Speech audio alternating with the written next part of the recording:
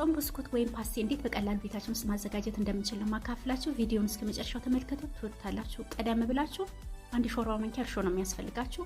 2 የሾርባ ማንኪያ ስኳር፣ 2 የሾርባ ማንኪያ የሚሆን የምግብ ዘይት ለብ ያለ ውሃ ታረጉበትና በዚህ መልኩ አዋህዳችሁት በኋላ ተከርኑትና ሞቅ ያለበት ቦታ ለ20 ደቂቃ ታቆዩታላችሁ። እኔ ከ20 ደቂቃ በዚህ መልኩ ሆኖልኛል። የምትፈልጉትን ያክል ዱቄት መጥናችሁ መጠቀም ትችላላችሁ። እኔ 2 ኩባያ ነው የተጠቀምኩኝ። ከዛ ለብ ያለ ውሃ ታረጉበትና በደንብ ግን መታሸት ይፈልጋል። ያው ላላ አድርጋችሁ ነው የምታቦኩት፣ ጠንካራ አታረጉትም ማለት ነው። በዚህ መልኩ ታረጉት ነገር ሸፍናችሁ ሞቅ ያለበት ቦታ ለ2 እስከ 4 ሰዓት ታቆዩታላችሁ።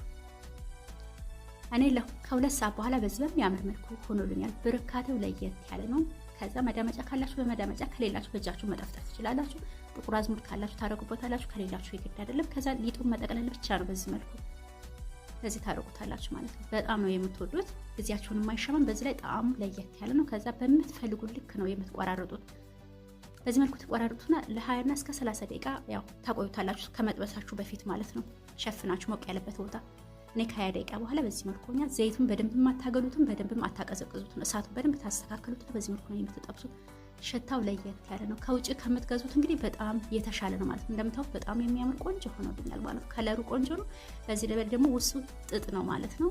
በጣም ለስላሳ ነው። ተበልቶ አይጠገብም። ሁላችሁም እንግዲህ በዚህ ቀለል ባለ መልኩ በቤታችሁ ውስጥ አዘጋጅታችሁ መመገብ ትችላላችሁ። መልካም እድል።